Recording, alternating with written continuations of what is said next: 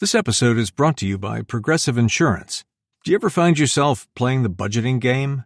Well, with the Name Your Price tool from Progressive, you can find options that fit your budget and potentially lower your bills. Try it at Progressive.com. Progressive Casualty Insurance Company and Affiliates. Price and coverage match limited by state law. Not available in all states. If your fashion wish list lives rent-free in your brain, you need to be on Poshmark. With Poshmark, you're shopping millions of listings from thousands of closets, each curated by someone with their own style. Vintage finds, designer pieces, and everyday staples all in one place. Search for your favorites or let the discovery come to you. Poshmark makes it easy to find what you actually want to wear at prices that feel like a quiet win. Download the Poshmark app today and use code PODCAST10 when you sign up to get $10 off your first purchase. Gave examples with Uber and Amazon, right? How like with Amazon, years before Amazon had come out, there was this meeting of big box bookstores, probably Barnes and Noble, Walden's, right. brick and mortar bookstores, right? Brick and mortar bookstores, and they were asking. There was a futurist, and the futurist was saying, you guys need to sell books online. And everyone was like, no, because people want to come in and enjoy the bookstore experience. They want to be able to see, what's recommended by the staff. They want to see, they want to drink some coffee. They want to be able to see smell the cover, it and flip through it, all those things. So they all poo-pooed it. And basically some of those companies now are gone and they don't even exist because Amazon came along. And, and the same thing is happening with Uber and the taxi companies.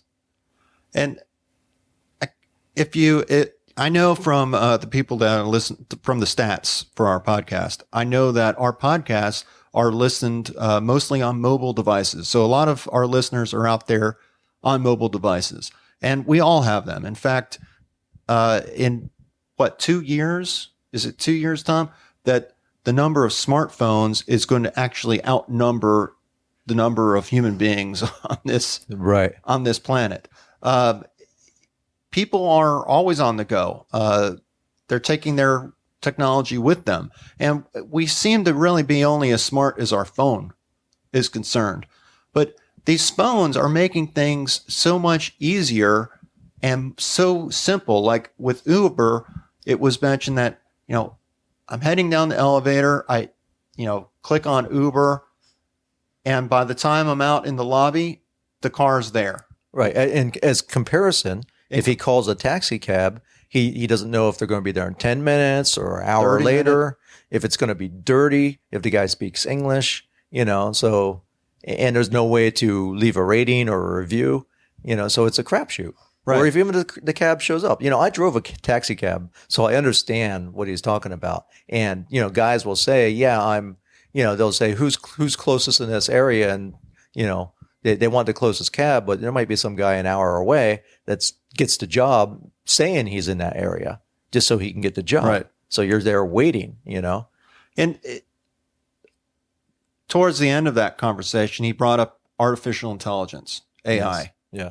And was talking about how the technology is changing our lives. And if it continues this way where chips, computer chips can talk to other computer chips and compare notes, that really they're going to be much smarter than us.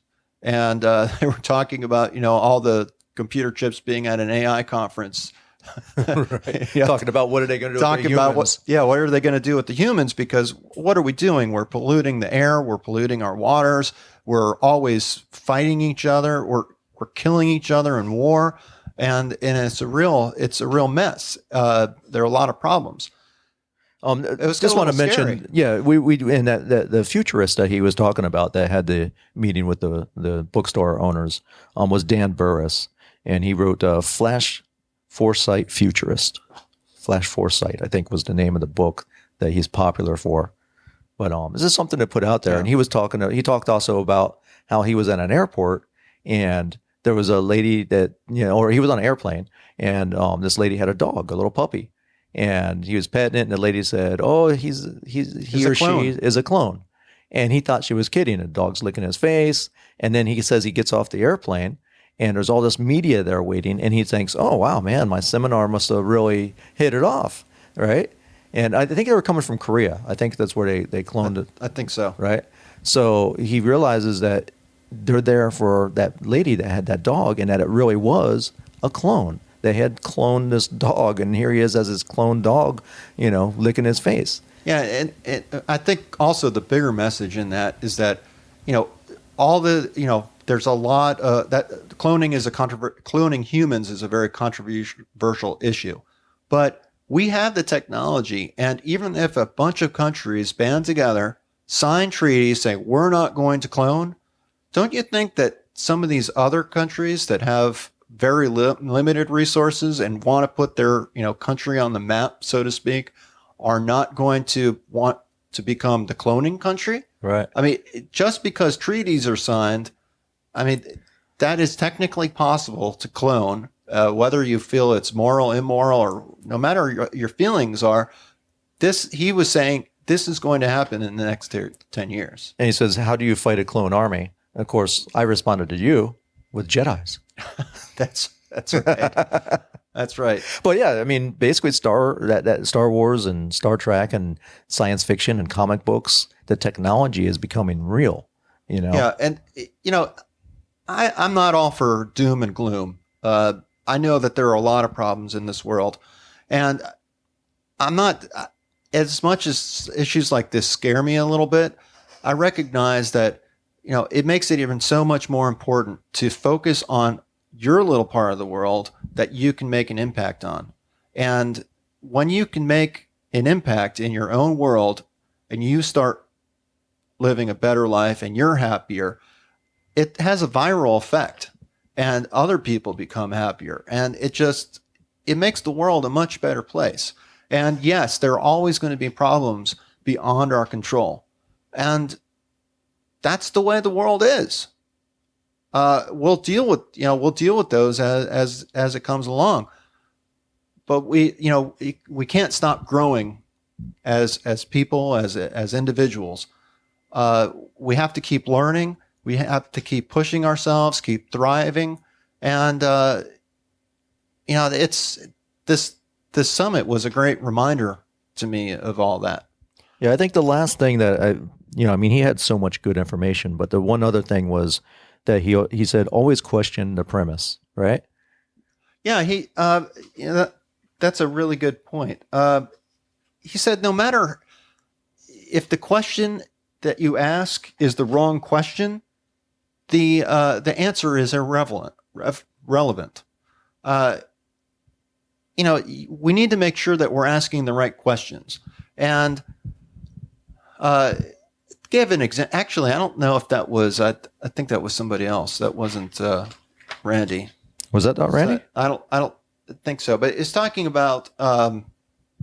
No, I think it was because he was dating. Oh yeah, I guess you're right. Because he was talking about his mother, how she would always tell him because that's the way it is, or that's right. Yeah, that's just the way it is, and a lot of people don't question why it is. And he said that he took a girl out on a date, and it was a Colombian girl, a Colombian girl that he was dating, right? And he put her purse on the floor. Right. She handed him her purse, and she said, "Will you please take my purse and put it to the side?" So he did that, and he put it on the floor. And she said, "No, don't put that. Please don't put my purse on the floor." And so he picked it up and he put it on the table, and he was thinking about her response. Right. And he says, I just have to laugh a little, and I have to ask you, why can't I put your purse on the floor? And her answer was, he said, did someone teach you how to do that? Was it your mother? Was it your grandmother? And that's when she laughed. I guess it was a good date. Right. But she responded, my grandmother told me when I was a little girl. She said, I picked up her purse and I put it on the floor and I got in trouble for it. And that's just not something you do. You don't put the purse on the floor. And I think it was a great example of how we're programmed. Oh, these little things happen in our life that have a big impact or a big effect on us. Some other quick tips that he gave. He said, analyze your workspace and make sure it fosters creativity. That was a big one for him. He said, create or join a mastermind of critical thinkers. And he was saying, not a paid mastermind. This is people that, like 5 people who are smarter than you. That are smarter than you. And bring something to the table maybe that they don't know how to do, but that you can offer something to the group. And what he also said about that, which I thought was very interesting, he said, these masterminds can be living or they can be dead. And you think, how are you going to spend time with the dead guy or get dead lady? Right. And you do that by reading. You do that by reading books or learning about people that you're interested in. Right. I think it's like Napoleon Hill and all the great guys that were talking about, Think and Grow Rich, Carnegie. I mean, there's so much wisdom that we have access to if we just took time and actually read it and thought about it and reflected on it. And history really does have it tends to repeat itself. And the better you can understand what's happened in the past, the better you can understand what may or may not happen in the future or what's going on right now.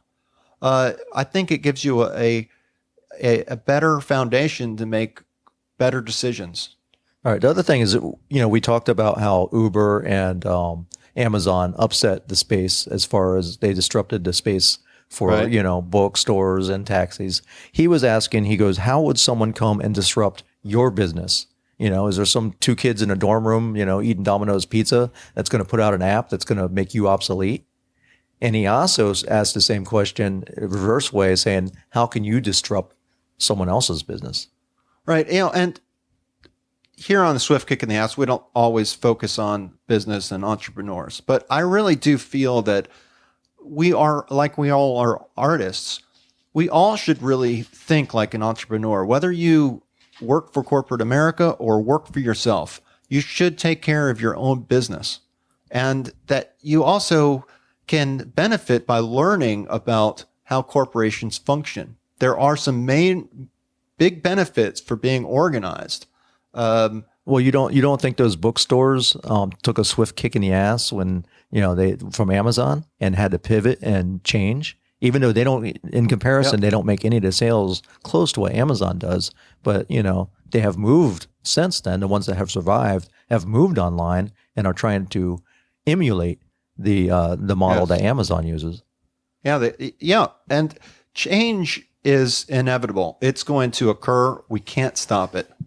But you can manage it. The one thing that they wanted to focus on, and J.B. Glossinger really focused on this, is, and so did Randy, is your relationship. It's not about just building your list, and not about just getting customers. You got to have a relationship with your customers and build your tribe one person at a time, because that's how you really build a following. You don't do it by just treating them as a number. You got to reach out and communicate with them. Yeah, I learned something a long time ago, that trust really is the foundation of all relationships, and that if you really stop to think about it, think about someone that you trust and that you could trust completely. How you communicate with them is usually very easy. They get you, they understand you, you understand them. It's just an easy exchange of thoughts and emotions and whatever you're else trying to communicate. But when you think about people that you don't trust, how do you communicate with them? It's generally are we getting a zero sound? Okay. I saw a note on there that said zero sound. But when you think about someone that you don't trust, the communication is labored. It's much more difficult. You're second guessing what they're saying. You're trying to read into what they're saying. It's just a mess sometimes when you don't trust. So trust is really the foundation of all relationships, and whether they're virtual or real. Oh, bad connection. Okay. Yeah, definitely Blab was screwing us over. So we apologize to our Blab listeners if they could even hear us. But it is what it is. It's a podcast. the podcast is still out on iTunes, and will be out on our website at swiftkickinass.com, where we totally covered this entire summit. Yes. The next guest was what was the gentleman's name? He wasn't on the list, but the guy that came up and talked about the summits, building summits. His name was George. George. Okay, that's all. He's not a personality. He doesn't have a place where you can really follow him, but he makes a lot of money. He's big in the survival niche, so he has followers that all over. He does a survival magazine. Plus, he has written, or he hasn't personally written, but he's hired other people to write about 50 books. So he makes a lot of income off ebooks that he just uses pen names, and he puts out books that people are searching for. I think at one time he said he owned 300 different domain names. Yes, he did. So this is a guy who really thinks outside of the box and knows how to make money and create his own life. I mean, he is his own boss, and I really respect that a lot. And some of the things that he brought up, he was saying, always open with an engaging question and deliver 1 to 3 points of how they're going to help, right? Right. That's part of the summit formula. All right. So he also said, make a call to action, continue the conversation. So if after they leave your summit, that you continue with emails, follow-ups, and communicate with them. Otherwise, your list is going to grow cold, and you're not going to have that relationship. So when you do have something to sell to them, and it's not really as much selling as it's offering something of value. Right. And maybe we didn't clarify ourselves because I was kind of looking at my notes. But what this guy does is he proposes building an online summit. An online summit is basically getting a bunch of experts in a field and getting them together on a virtual summit that you can join, usually free. And whatever area it is like they're doing one on relationships, they'll come in and give their point. And of course, they're going to try to sell you something at the end. But that's how they make their money. But you don't have to buy. So you're getting all these different credible experts to basically build your list for you, because you're gaining the emails from it, and then later on you can sell them something related to it because these people are interested in whatever it is that the summit is about. Right, and from a listener's point of view, why would I attend a summit? The real answer is that there is a gathering of experts there who are going to be able to answer a lot of questions about that subject and help educate you on those subject. He also said make sure that one of the things that gets people to join those summits is you add a list of amazing bonuses. And it's something usually related to whatever the topic is. And it could be an action guide, a PDF. It could be a short little video course, a piece of software, something that's related that makes the people buy for the bonus. And I know I do this sometimes with internet marketing stuff. Sometimes the bonus is so much better than even the product that I'm buying, that I'll buy the product to get the bonuses. Just buy with the bonus. It's a great technique. Okay. George had a lot. He also talked about speed and automation. Make sure that you get it out fast and automate it. Yeah, Ellie, he was saying that's really the key to a successful product, is that it needs to make things easy and make things better. I mean, that's... And he also says one of his tips that he does for when he makes a product, he looks for what people are already asking for. So he'll search and Google to find out what they're asking for, because he says if you type in the first words of how to, and you'll see a drop down, Google makes suggestions, those are what people have recently searched for. And then he says you take that and you go into Amazon, and then you find what people are buying related to that product, and you know what product specifically to make. Right. Throughout this summit, I think it was abundantly clear that the key really to designing a life or a business based on your lifestyle, or creating a business around a lifestyle that you really want, is following your passion and understanding your passion. And we talked earlier about that, something that 95% of other people don't know. You're better, we all have our unique ability Mm-hmm. and our own unique story to tell. We all have something to offer. Doesn't matter what your walk of life is. Right. None of us know it all. And if you follow your passion and you're doing something that you love to do, and you're making money at it to support yourself. To me, that's just an ideal way of living. You're doing what you were supposed to do And while you're here. It's like, someone had brought up, one of those speakers, that when you're a kid, you put the cape on, you run around like Superman, and no one ever questions you. So why are we questioned when we're adults? And people will come up with responses like, that's unrealistic, Well, I think, throughout, when you're a child, you're told you can do anything that you want to do. You could become president of the United States if you're crazy enough to want to do that. Right.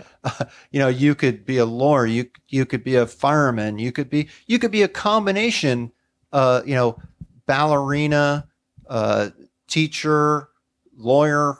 You could be anything that you want. But as you get older, we get programmed to think that we can't do it.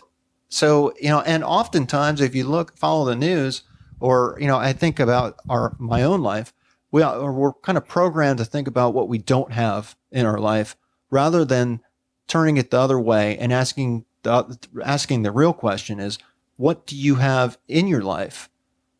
And building upon that, not worrying about what you don't have, but really focusing on what you do have. And chances are you have a lot. Absolutely. Amen, brother. So the last speaker, right? Do you want to jump into Bill Cartwright?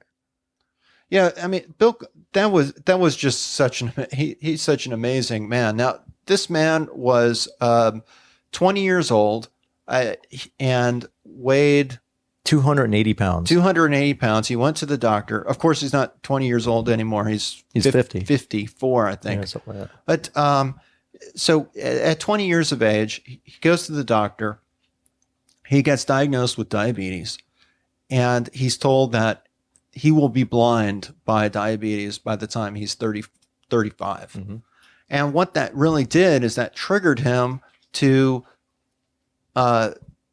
take his weight loss, To take action. To take action. It's a swift kick in the ass. And lose weight. Now, he made mention that it wasn't as though he was just a lazy person and never tried to do anything. He said actually he had lost over 120 pounds, I think, 3 different times in his life. Right, but he always bounced back and went to back where he was. Right, so it wasn't the problem of losing weight. It was a problem of keeping the weight off. And if he wasn't successful at keeping that weight off, he was going to lose his vision and lose his health. So he really was doing this to be healthy. Right. And he turned it around. He ended up winning 7 major bodybuilding championships. And he broke his back in between that, right. I think is what he said. And he really defied the odds. And people were saying, you can't do this. You can't do this. And he said, watch me. And right. he just showed them. Because basically he's saying, don't tell yourself those stories in your mind that you can't do something, because you'll identify it. It's almost like when you identify with your job, say, in my case, I'm an engineer. No, I'm not an engineer. I happen to do engineering, but I'm not an engineer. Yeah. And he said that saying I am is a very limiting thing. It limits your ability to succeed at what you do. When you say I am this or I am that, it places limits on you. Right. And his presentation was about ending procrastination and stress. And stress. Yeah, it's saying that procrastination is really based from stress. Yeah, and he talked about being in I think it was a red zone. A red zone and a green zone. And a green zone. And in the red zone, when you're stressed, you're frantic, you're the fight or flight or frozen, like a deer stuck in headlights. you're not able to think the way you need to think if you're stressed. That's also when you find yourself arguing with maybe someone, when you're bitching and complaining, he says that's when you're in the red zone. Because unlike, he referred back to the caveman days or the days when we were out in the, plains, that, it was a survival response. But now we don't need that for survival, but we still get in that red zone with stress. When every time we have an argument, we drive in traffic, we have a bad day at work. Right. And so what he was saying is we really need to operate in the green zone, which is where we can do our best thinking, and right. that we're calm and cool. I like to say cool, calm, and collected. Right. And he also, and creative. And he said, I think that's where you pause and you plan, and, you can respond to stuff. That's where you grow. Yeah. He said, I don't remember exactly what he said, but it was very close to what I say about how life happens. Back, 10 years ago, I was up to my eyeballs in debt. My wife and I were. And on top of it, I was getting over mononucleosis. So if anyone's had that out there, that's the kissing disease. But all you want to do is sleep. And it feels like a Mack truck at you. So I'm getting over that. I'm feeling a little bit better, and we're up to our eyeballs in debt, and we're trying to work through a plan and everything. So difficult time in my life. And you know what? The refrigerator, it stops cooling. And my daughter, I forget how old she was at the time. She's probably about 7. She put a Pop-Tart container in the microwave and in the metal bag, and set the microwave on fire. And, our dishwasher, the handle was broken off. We had to, use, a special technique to get that up. And then my wife's van, needed new brakes and rotors. And I'm freaking out because I have no money to do these things. And I'm talking to a friend of mine, and I'm telling him everything that's going on, and I'm expecting, some sympathy. I'm going through a rough time, and I'm looking for a shoulder to cry on. And his response to me was, John, life happens. And I'm like, what the hell do you mean by that? He says, if he says, you feel this way because you don't have the money to fix these problems, to throw at these problems. He says, but it's not the end of the world. You're going to live tomorrow. It's just tough right now. And it means that you can't handle those problems the way that you used to handle them when you had money, or when you thought you had money or had room on your credit card, really. So, he says, what you need to do is you need to get creative. You need to figure it out. And I know you can do it. So after that phone call, I started kind of going down the checklist of things to do. I went onto the internet and I Googled the problem that I had on was having on my refrigerator, and I figured out it was a $15 part. A little fan in the back had burned out. So I was able to, ordered that and got that fixed. The microwave, in the old days, I would have just gone out and bought a new microwave, but I didn't have the money to do that. So, and I wanted it. So I tried something a little bit different. I thought out of the box, took my shop vac out, and I vacuumed out the intakes, because what happened is that, when the microwave works, it sucks in air and circulates air through that area. All right. So anyhow, I guess long story short is I solved my problems. It didn't take much money. Fixing the microwave cost me nothing but my time. We learned to live with the dishwasher, and I was able to put brakes on the car as well. I solved my problems, but I had to think out of the box, and it was not the end of the world, and it was just my perspective. So life is going to happen, and life is going to happen when you don't need it to happen. That's just Murphy's Law. Right. So getting back to Bill Cartwright, when he was talking about you're trying to change a habit, right? So he was referring to a comfort zone as a cage, right? That's where he was talking about career, finance, health, relationships. It's right? It's programming. Right. It's programming. So, he was talking about your head is like, he gave the, the analogy of being like a submarine, right? So you're the captain, your head is the captain, and your body is the crew. Right. And if they're in perfect harmony, no problem. But what happens often is the captain is off somewhere else and the crew is steering the they're trying submarine. to fly. They're trying to fly a plane, and you're in a submarine. Right. But it's as far as the cage, a cage sounds pretty bad, but it can be something very comforting.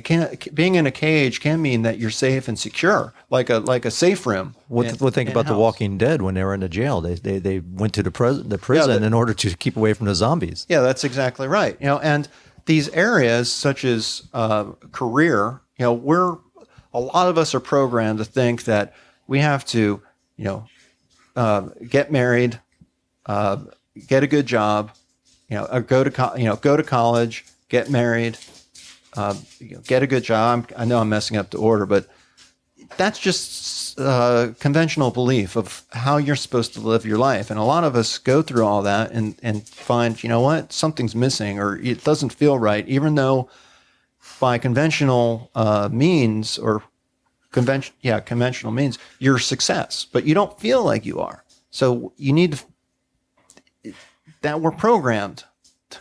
We're programmed to think. Right. So he said, he was talking about his clients. So once he gets them out of that cage in order to change a habit, he said that it takes 30 days to be consistent before you actually start to change that habit. Right. Right. And he said it's painful. And right. And it is. You must have a strong purpose and you'll experience pain. 12 weeks out, you hit a plateau. And this is usually where people screw up. That's usually where they bounce back and cheat. Where they're not making much progress. Yeah. And he said that in order for change to be long-term change to occur, you have to have that plateau. And you have to be able to get through that. And then he says that 6 months, you've achieved your goals, but you get comfortable. And that's where the danger is, if it's diet, you start going on. And I know I did this because, I did the paleo diet for a while and I lost like 15 or 20 pounds. And we had gone out to a competition for Brazilian Jiu-Jitsu out in California. And I hadn't eaten anything bad until after the match. I was like, I can reward myself. I can have a cheeseburger, right? Or I could start eating the bread again. And then I kept on eating. I was like, you know what? I'm not gaining any weight back. Maybe I can just, I've dropped down to a certain weight. My metabolism kicked in and I can eat again. Well, yeah, that 5 pounds starts creeping on and 10 pounds before you know it. I went from 158. Now I'm 185, and it's very easy for that to happen. Yeah, it is. And so he's saying that it really takes a full year for you to be, fully transformed. Right. And make that change to be considered long-term. You're out of the danger zone. I agree with that, but I know, like, for instance, I used to smoke cigarettes, and it's been over 15 years for me since I've had a cigarette. But I know that if I had an urge and I picked one up, I'd be right back on that, horse again. And I don't want to ever do that again.